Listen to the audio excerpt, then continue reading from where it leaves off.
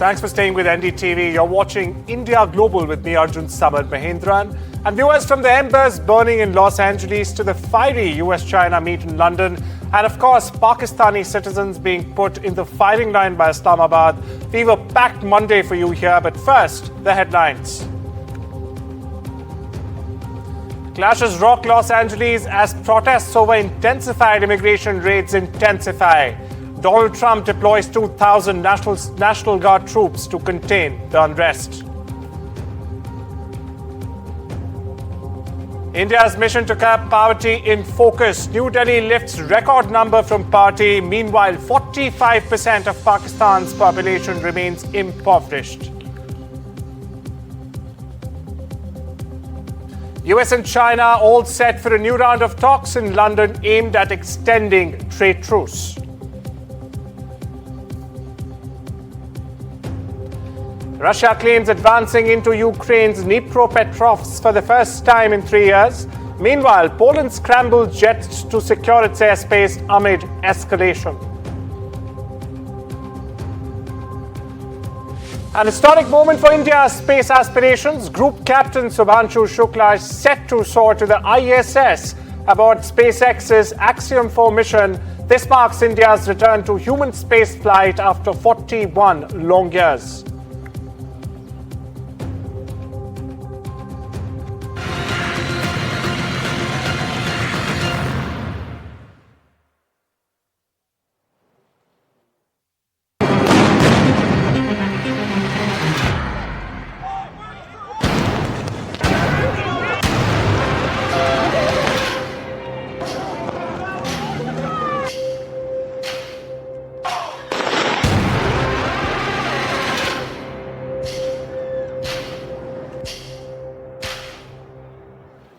Viewers, now on to a big story on India Sense this Monday. The Los Angeles protests. It started Friday morning. Agents in camouflage swarming the Los Angeles garment district, targeting undocumented workers. Now chaos followed. Protesters clashed with police. Eggs flew and tear gas answered. By Saturday, the unrest spread through Paramount. It had now become the new front line. Flashbangs, rubber bullets, federal arrests marked the day as you see on your screens. Even teens were taken in. Then came Sunday. President Trump federalized the California National Guard without state approval, and 2,000 troops were ordered in. For the first time in 60 years, viewers, a president has bypassed a U.S. governor to do it during civil unrest. Furthermore, Governor Newsom called it unlawful. Mayor Karen Bass termed it a dangerous escalation. Both demanded the guard be returned to state control, but that wasn't to be. By Sunday afternoon, crowds massed outside the Metropolitan Detention Center. Tear gas filled the streets once again as protesters held their ground, showing no sign of stopping. The White House, meanwhile, called them violent mobs. President Trump said it's a rebellion, and he may very well invoke the Insurrection Act, paving the way for full military deployment. A raid has snowballed into a constitutional standoff with federal force on local soil, viewers. Peaceful protests have been labeled insurrection, and caught in the middle are Angelenos demanding answers and dignity. Los Angeles protests have now become the nation's mirror, reflecting a battle over immigration, power, and the right, of course, to be heard. Sky News' Martha Keller gets you the latest. California, are you prepared to invoke the Insurrection Act? Depends on whether or not there's an insurrection. No, but you have violent people, and we're not going to let them get away with it. Well, we're going to have troops everywhere. We're not going to let this happen to our country. We're not going to let our country be torn apart like it was under Biden and his auto pen. We're going to be watching it very closely, and when they spit at people, they spit. That's their new thing. They spit, and worse, you know what they throw at them, right? And when that happens, I have a little statement. They say, they spit, we hit. And I told them, nobody's going to spit on our police officers. Nobody's going to spit on our military, which they do as a common thing. They get up to them this far away, and then they start spitting in their face. That happens, they get hit very hard. The standoff between police and protesters is continuing here. There are flashbangs going off every couple of seconds. The police are still using tear gas and rubber bullets in a bid to try and disperse these demonstrations. You can see down on the pavement here, there are a couple of people who have just been arrested by police officers. They have their hands in handcuffs, their ankles are also bound. Police waiting for them to be picked up by a police vehicle. These protests are growing bigger. There are more people joining the protests on foot, by public transport and by car, although police have now created a perimeter around this protest. They have warned that anyone beyond this initial line of police officers will be arrested. You can still see, though, projectiles being thrown towards the police, water bottles, glass bottles, canisters as well, and the police are responding by dispersing tear gas. These, as a reminder, are immigration protests against Donald Trump's immigration policy, sparked initially by a number of raids in workplaces across this city. But it is hard to believe that this is the heart of downtown LA. Protests like this, not seen since the Black Lives Matter movement, and before that the protests that came in the early 1990s here in LA. Protests that the California governor, Gavin Newsom, says have been inflamed by Donald Trump's decision to deploy National Guard members onto the streets here. Donald Trump says 2,000 members of the National Guard, members of the military, have been deployed here. Already 300 of them are on the streets. This situation is growing uglier by the minute, though. Viewers, now let's look at the many reactions in the story. Donald Trump, to begin with, in a harsh tone, has warned he won't let the country be torn apart by this migrant invasion, as he calls it, and he won't let these violent people get away. Meanwhile, the LA mayor has called the situation chaos caused by government, calling Trump's tactics a slow terror on LA. Mexican President Claudia Sheinbaum has defended immigrants living in Los Angeles, saying protesters are not criminals. And she's also said she disagrees with the U.S. approach to tackle immigration. Meanwhile, California Governor Gavin Newsom, the man in the spotlight, has accused President Donald Trump of illegal, immoral, and unconstitutional deployment of the National Guard to create a spectacle. He's also threatening to sue the Trump administration. Meanwhile, former Vice President Kamala Harris has slammed Trump for stoking fear. My colleague Disha Bakchi joins me for more on this story. Disha, given how quickly the situation has really escalated, what does this reveal about the federal-local tensions over immigration enforcement? Absolutely. This is really, LA has now become the key flashpoint when it comes to Trump's immigration crackdown. But we've been seeing these kind of tensions between President Donald Trump and California Governor Newsom. Even during the California wildfires, we saw this tension between the federal level, the government, as well as the state government. And now we're seeing that again with the immigration crackdown. After these protests began against these ICE raids, and now not just Gavin Newsom but also the LA mayor really slamming Trump, criticizing his move to deploy the national troops, calling it his, in a sense, they're calling it a move to really not just stoke fear, create this spectacle, create this scene of utter chaos to justify his actions of trying to use the US armed forces to what he has been saying for a while, that to stop, in Trump's words, the leftist agenda and what he calls a migrant invasion of the United States. And using this spectacle, using this scene of chaos in Los Angeles, he's trying to achieve this very goal of trying to liberate the country from what Trump has been calling left-leaning lawlessness. So really, this is what the tension between the two sides, between the center, the Washington, as well as the state government, which is Los Angeles mayor, as well as Gavin Newsom, that they really, the statements that you shared were quite clear, that there's a clear divide between the two sides, and we're seeing that with Trump, deploying the National Guard in Los Angeles. Clearly, thank you so much for getting us the latest there, Disha. And the narrative has definitely shifted from just a workplace raid to a full-blown constitutional crisis right now. And with that, it's time for a short break. We'll be right back.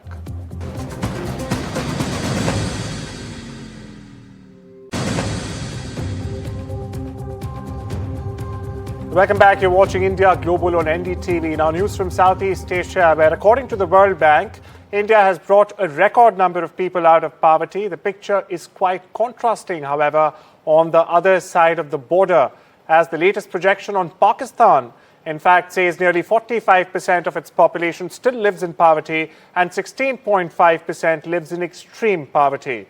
Viewers, in a significant feat under PM Narendra Modi, India has made key strides in the last decades in reducing its extreme poverty rate, which fell to just 5.3% during 2022-23 from 27.1% back in 2011-12.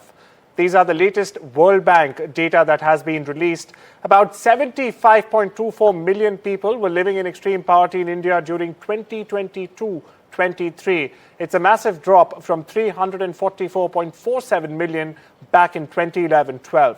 Meanwhile, this report by my colleague Vishal Vivek brings you the details. A tale of two nations, one surging ahead, the other slipping deeper into crisis. This is the poverty paradox of South Asia. India, the world's most populous democracy, has achieved what many once thought impossible.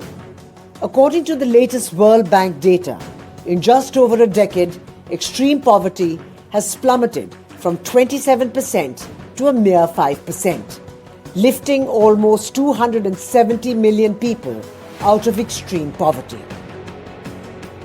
That's 269 million lives transformed, families who no longer live on the edge of survival. And here's the kicker.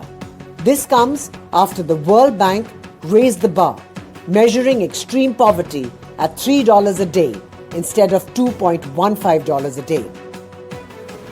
But across the border in Pakistan, a different reality unfolds. As India lifts millions out of poverty, Pakistan has added 1.9 million more. The poverty rate in Pakistan has risen from 40% to 45%, a crisis fueled by political instability, inflation, and climate shocks. Keeping the lives of almost half of the country on the back burner, Islamabad continues to ramp up defense expenditure and provide safe haven to terrorists. While a perpetual stream of foreign aid trickles in, India continues to express strong reservations over these packages, highlighting their misuse. Two neighbors, one rising, one reeling. The contrast is stark. The message clear. Poverty is not destiny. It's policy, leadership, and will. With Vishal Vivek, Bureau Report, NDTV World. Meanwhile, across the border, Beijing's decision to offer its cutting-edge J-35A stealth fighters or fifth-gen stealth fighters to Pakistan at a jaw-dropping 50% discount, viewers, is igniting more than just engines in the country. It is triggering a massive backlash. You know, China's reported plan to deliver 30 next-gen stealth jets to Pakistan by August 2025. It's even fielding them at home has triggered a social media firestorm. Meanwhile, online critics are blasting what they call a charity sale. They're questioning why Beijing is giving steep discounts to a cash-strapped ally with unpaid defense bills. Meanwhile, as I had already mentioned, the J-35A is still in testing even in China. If it hasn't even entered China's military service yet. Yet Beijing is fast-tracking deliveries while users ask, why export an unproven jet to a buyer relying on IMF bailouts to begin with? Meanwhile, Islamabad pilots are reportedly already training inside China, but as Islamabad prepares for new arrivals, Chinese citizens are asking who's paying the price or who's footing the massive bill in this case. Some see strategy furthering Beijing's debt trap grip over Islamabad, while others are calling it a subsidy. with tensions high after the recent Kashmir attack. Now, this move comes nothing less than a provocative one, potentially altering the regional balance. For now, there's no official word from Beijing, but one thing is clear, viewers. China's stealth gamble has crash-landed at home even before taking off. And for its citizens, well, they're definitely not staying silent. Flirting with secrecy and now subsidy, the J-35's first flight abroad has already hit turbulence in the court of public opinion, and that too the Chinese public opinion. Well, joining for more on this story is Piyush Doshi. He's the co-founder for the Foundation of Economic Development. Thank you so much for taking out the time, Mr. Doshi. And my first question to you is, do you think that Pakistan should in fact be blacklisted since it's using all its fund for terror and nothing for development, as these figures suggest? The party rate has risen from 40 to 45%, and it's going out and buying jets from China now. Yeah, we all would like to see Pakistan getting blacklisted for a number of things. But frankly, there is no law against stupidity anywhere in the world. And this is sheer stupidity. They are just harming themselves. The way I think about it, the way I look at it is, if I had 1 lakh rupee at home, I go out and buy a 50,000 rupee gold-plated lock just because it's available at a 50% discount, and basically just empty out my coffers, and then I put that big lock at my front door. Pakistan at this point, spending money on defense, particularly when it comes at the cost of very important development expenditure, is plain stupidity. So before the world, maybe the world will be doing them a favor by blacklisting them, by forcing them to start making some rational choices. But frankly, the choices they are making at this point just beg a belief. They are just digging deeper in themselves into a hole. As a recent report underlines, with India lifting 269 million people out of extreme poverty, what's stopping Pakistan? Is it corruption, conflict, or just sheer neglect for the people?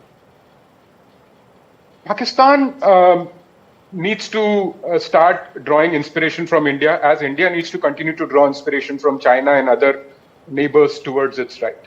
I think the foundation of a strong economy starts with a stable, domestic, secure environment. And frankly, that's where Pakistan's first problem is. It's a highly unstable country where there is democracy in namesake. There is no safety, no security. Even their friends, Chinese friends, who want to invest so much in Pakistan, are scared of being there. They are constantly taking off the government for being not able to provide security. Can you imagine in that situation any foreign investor wanting to go to Pakistan and set up a factory? That's where the problem is. When there is no law and order, when there is no safety and security, there cannot be any prosperity. But once they put that in place, then they can start thinking further. Can they encourage more private enterprise? Can they start spending money on infrastructure instead of wasting it on costly drones and planes, which frankly, if you do not have economic power, are completely useless? No poor country can match a substantially richer company. That's what military history has shown us. So the best way to strong defense is a strong economy. And Pakistan is forgetting this. What they need to do is learn from us. We have created a reasonably strong economy. If you look back at data, in as recently as 2010, Pakistan's per capita income was same as India's. It was around $1,000. Over the last 15 years, we have gone from about $1,000 to $2,800 per capita. Pakistan has moved from $1,000 to $1,400, which is frankly negligible in this period of global growth. So this is what has created the big difference between India and Pakistan. And this is where they need to focus if they want to do something good for their citizens. So thank you so much for unpacking that, Mr. Doshi. And you actually hit the nail on the head there. Having a strong defense only depends on if you have a strong economy or not. We'll, of course, be following the story. But moving on now.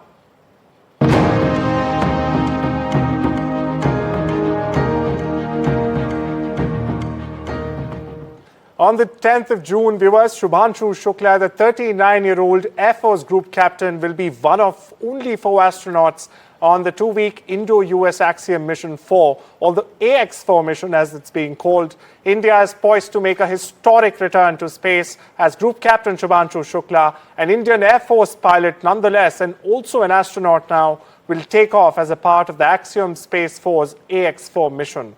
He, along with 3 other astronauts, will leave from the Kennedy Space Station in Florida on the 10th of June at 5:52 p.m. IST to the International Space Station that they will dock in 28 hours on the 11th of June. For his family back in Lucknow, it's a matter of both pride and anxiety, as it is for all of us here. His family is praying for a successful mission, as it will make him the second Indian astronaut to pilot a space flight since Wing Commander Rakesh Sharma's 1984 mission. 3, 2, 1, 0.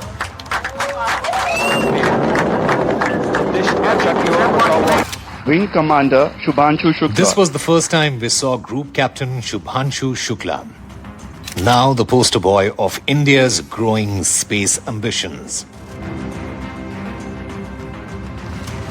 Born in October 1985 in Lucknow, Shubhanshu Shukla's journey to the stars began in the classrooms,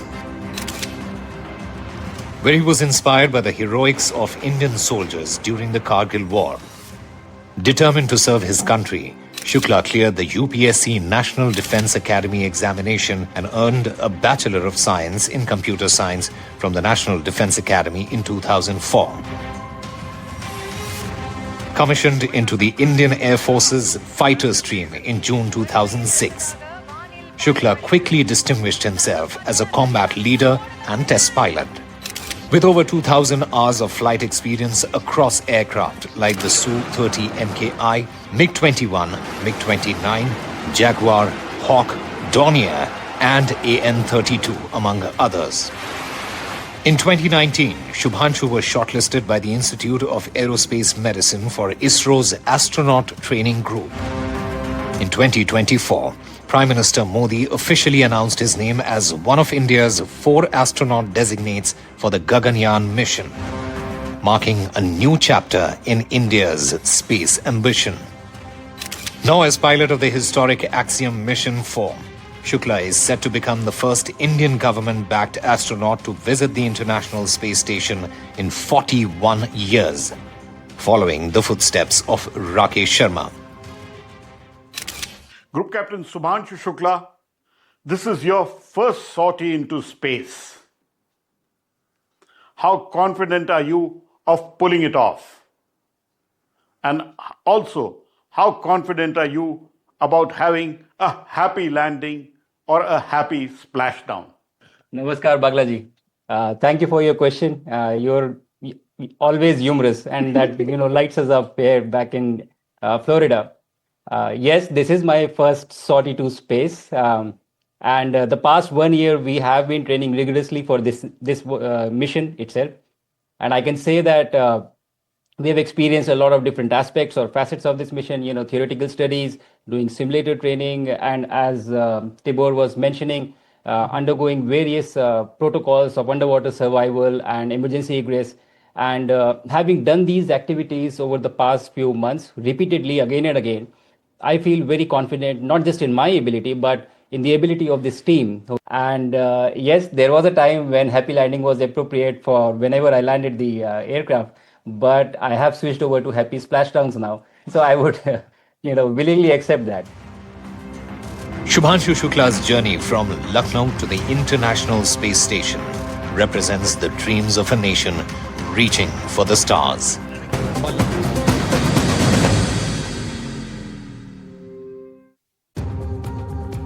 Welcome back. You're watching India Global on NDTV. And now we shift our focus to London, where, in fact, a new round of talks aimed at resolving the trade war between Washington and Beijing are set to, in fact, take place any moment now. A senior U.S. delegation, including Commerce Secretary Howard Lutnick, will meet Chinese representatives such as Vice President He Feng to resolve tensions between the world's 2 largest economies, which is, in fact, threatening global growth, as we have been seeing and tracking here at NDTV.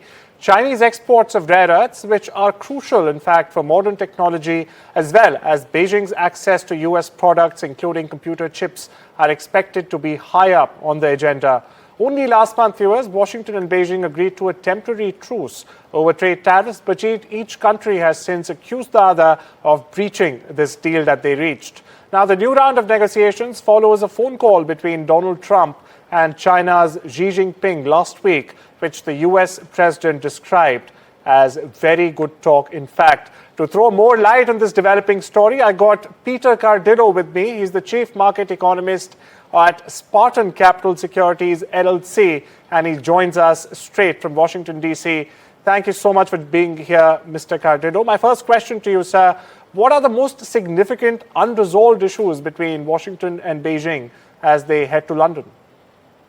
Well, I think, one of the big questions is, and I think this is where the focus is going to be, is on rare earth products. And so this probably will be the first step in getting some sort of an agreement between China and the United States. So this is good news. And I think that, for the sake of both countries, a trade deal is probably not that far off. And, if you look at some of the macro news that came out of China this morning, obviously we saw exports plunge over 34% out of China. And so I think it's imperative that both countries iron out their differences and reach to some sort of an agreement. Now, I don't expect that the United States will get all that it wants, and I don't expect that China will get all that it wants. So there'll be some sort of a compromise, and that would be, I think, quite favorable for the markets. You very interestingly mentioned rare earth exports, Mr. Cardillo. If you could just break it down for our viewers, how much leverage does China actually control of rare earth exports, and what edge does it really give them in these negotiations? Yeah, they have the leverage because we need them, but they also made some concessions just the other day to the Westerners and on rare earths, because they realize the necessity that they need them. Otherwise, it could spell big trouble for the world economies. And so I think for the U.S. anyway, that's going to be the beginning of a major focal point of a trade deal, but I think they'll probably wind up with some concessions. I wouldn't be a bit surprised to see within a day or two have some positive announcements on rare earth materials. From what you just said, Mr. Cardillo, do you actually see a realistic path to a sustainable trade agreement in a couple of days, or will this just be or is likely to remain a cycle of temporary truces, like another truce? Well, let me clarify that. I'm saying I think they could get some agreement on rare earth products. That's the central point right now. A full agreement on trade, no, that's going to take time. But right now, it's a necessity that some sort of an agreement is reached on rare earth products, and I think that that's doable. China knows that we need them, and the United States knows that we need China to open up on that, and I think they will. And that, of course, will be a prelude to other agreements. But now again, other agreements are not going to take 24 hours or 48 hours. It's going to take a time. And China is not going to, in my opinion, not going to give in to what the United States wants. There'll be an agreement, a compromise for both countries that would make it seem as though both countries had a victory. A compromise which will make it seem as if both countries were victorious. Thank you so much for putting the development into perspective for our viewers here in India and around the world. Mr. Cardio, moving on, a high-stakes diplomatic mission is also being planned at 10 Downing Street. Why do I say so? Well, UK Prime Minister Keir Starmer is headed to Canada for urgent security talks with counterpart Mark Carney. Now, this comes as tensions with the United States have hit a boiling point. Ottawa is reeling after Trump threatened to impose crippling tariffs and demanded Canada pay $61 billion for missile defense or become the 51st U.S. state, as he calls it. Now, the move has already triggered job losses and fears of looming economic collapse across Canada. Carney's warning of a catastrophic consequence were dismissed in Washington, however. Meanwhile, in a rare royal address, King Charles III also underscored Canada's sovereignty, calling these dangerous and uncertain times. Meanwhile, Starmer's controversial decision to host Trump in London also drew sharp criticism from Carney and Ottawa, who in fact called it a betrayal, a right-out betrayal amid American pressure. Now, with only days to go, Starmer's visit on the 14th of June could in fact mark a turning point or the deepening of a geopolitical crisis with echoes of an empire. And well, there is only one question now on everyone's mind. Will the UK stand with Canada or will it side with Washington and Trump? Shifting our focus to West East Asia, where newly uncovered documents seized in Gaza and aired by Israeli channels allege years of covert coordination between Qatar and Hamas. Now, the discovery has cast a long shadow over regional diplomacy. According to these purported files, Qatari funds, once described by Hamas leaders as the group's main artery, were in fact discreetly funneled into Gaza with Doha's blessing. Israel now claims they were even used to fund military operations anti-Israel.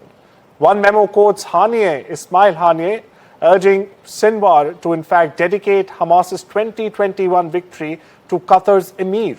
Viewers, the documents also reveal Hamas's efforts, backed by Qatar in this case, to sabotage US peace plans, marginalize Egypt's mediation role, and also tighten alliances with Iran and Turkey.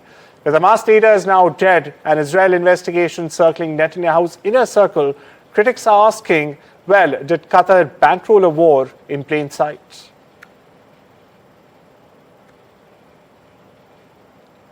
Well, it's time we slip into a short break. I'll see you on the other side.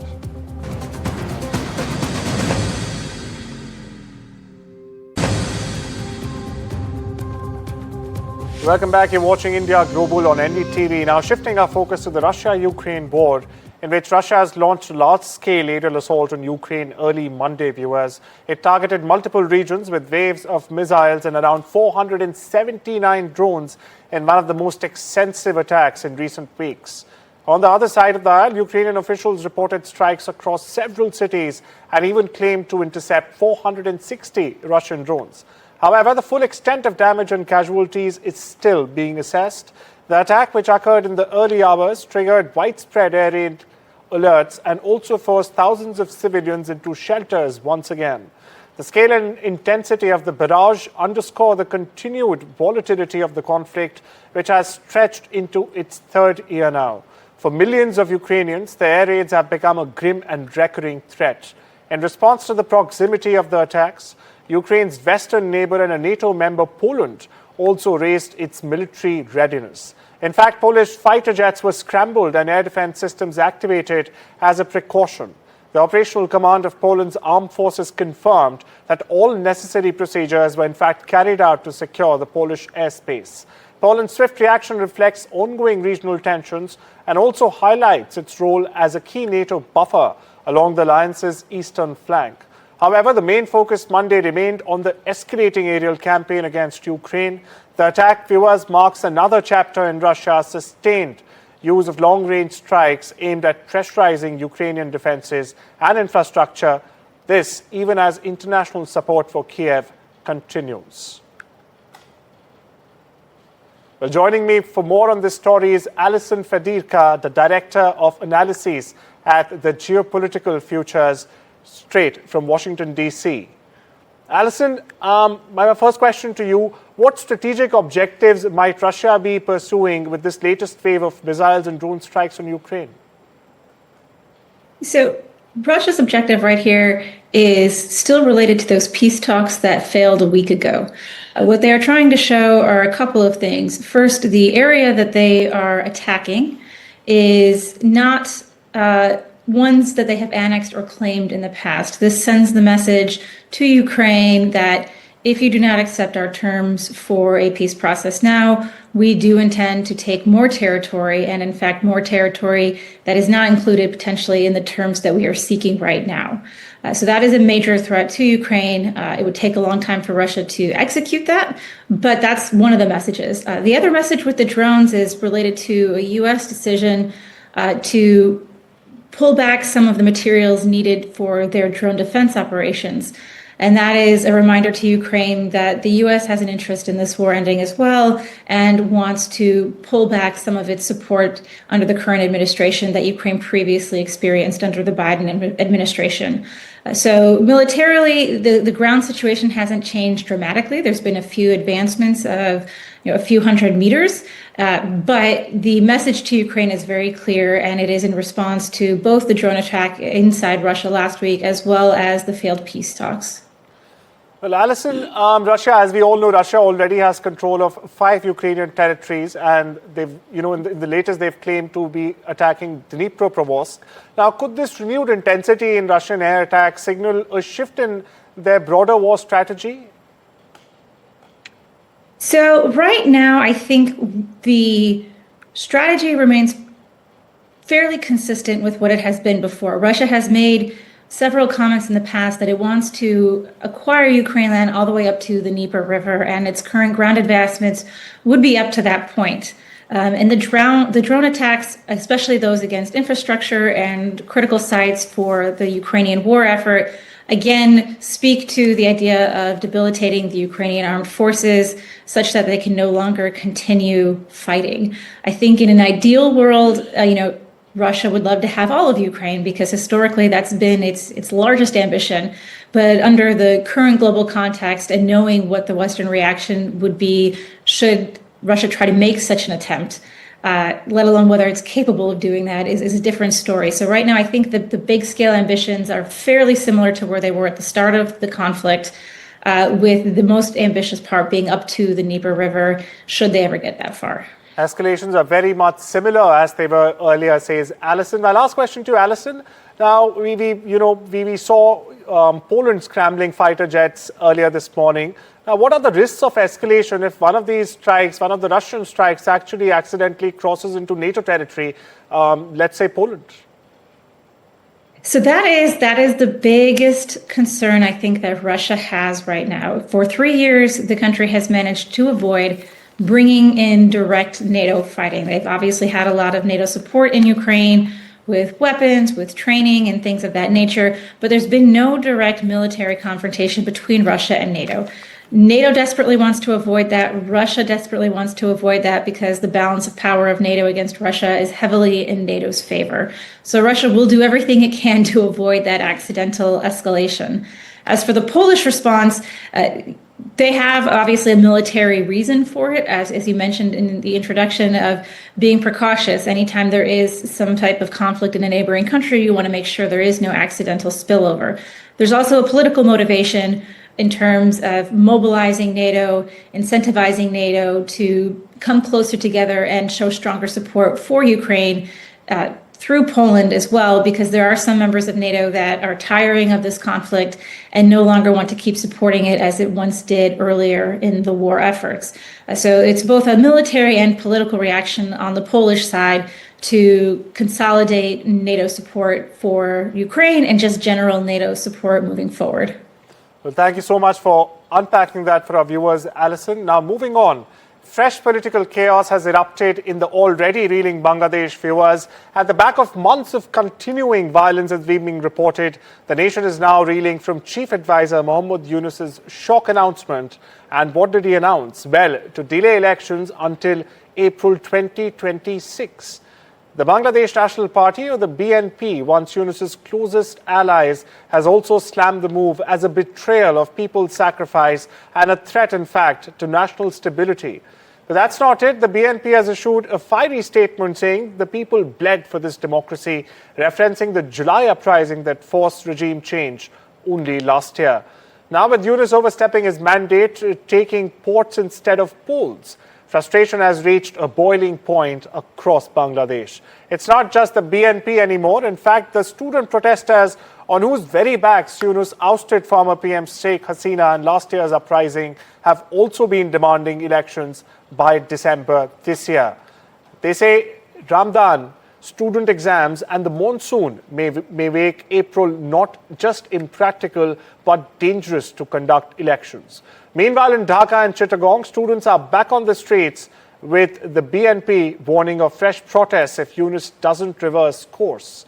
With no justification offered for the delay and a nation still reeling from political trauma, many are asking, is Bangladesh walking towards democracy or walking further away from it? To answer this question, Vinina Sikri, the former diplomat, the High Commissioner, in fact, to Bangladesh, joins me. Thank you so much for joining us this Monday evening on India Global. Ma'am, how has Mohammad Yunus overstepped the caretaker government's mandate by, in fact, delaying the elections until April 2026? Yes, I think the announcement by Professor Mohammad Yunus suddenly delaying the elections to April of next year is significant because it's complicated the political situation within Bangladesh and made it more volatile than ever. For one thing, the army, as you know, that about 2 weeks ago, the army chief had called a all army officers meeting, a kind of a darbar or sabha. That is quite unusual, but he called that and they discussed all these issues. And in the statement at the end of that meeting, the army chief had clearly said that elections must be held no later than December of this year, December 2025. Now, in direct kind of reaction or a direct contradiction of what the army chief had said, Professor Mohammad Yunus has now announced April 26. And as you have yourself quite correctly pointed out, there are many reasons why that April 2026 date is a non-starter. It will not happen because of Eid, because of the impending monsoon. They have, all the Baisakha, the black northwesters that come at that time, because of students' exams. And all these issues will make it very, very difficult to have the elections at that time. So it's just a kind of a delay, a deliberate announcement of delay. And I think that's a reason that will cause chaos. We've already said that the BNP has brought people already on the street, and it's actually now, it's still the middle of the Eid al-Adha festival season, and people are still not back in Dhaka because they all go for their villages at this time. So I think as the days go on towards the second half of June, you can certainly see a rise in the political temperatures on this issue. And the second issue is that how can you have elections which, where the major political parties, you ban the activities of the Awami League? This unconstitutional, non-elected regime of Professor Mohammad Yunus has really no authority to take major decisions like that. But he's going ahead with taking those decisions. And he wants to have a one-sided election where just the Jamaat-e-Islami and other Islamist parties will be in the fray. We already know that the Supreme Court of Bangladesh, again with judges appointed after Sheikh Hasina left the country, the previous judges were forced to step down. They were forced to hand in their resignations, and then new judges had been appointed. So all this is leading to a lot of political unrest, a lot of political concern within Bangladesh. And we know that the fragile situation, the lack of democracy, and the complete collapse of the economic order in Bangladesh. Factories have closed down. Professor Mohammad Yunus has taken so many decisions to delay the trade with India, to ban the land trade, they say that it comes by sea and so on, that the goods which was important inputs into the domestic production in Bangladesh and then going for the exports, like the ready-made garments. So the cotton and the cotton yarn and the man-made fiber, which used to come from India in huge amounts, has now been completely delayed. The efforts to import this from other countries has not succeeded because the prices are higher and the time of transportation is much higher. So factories are closing down. People are out of jobs. And inflation is very high because daily use necessities coming from India are now getting delayed. So there's a great expectation and even an announcement that the rate of growth will halve to less than 3% from the 6% plus that used to take place every year under Prime Minister Sheikh Hasina. Absolutely, Ms. Sikri. And as we also pointed out, he's selling polls see selling ports and not conducting elections. And well, with that, it's a wrap in this Monday edition of India Global. Take care and have a wonderful day.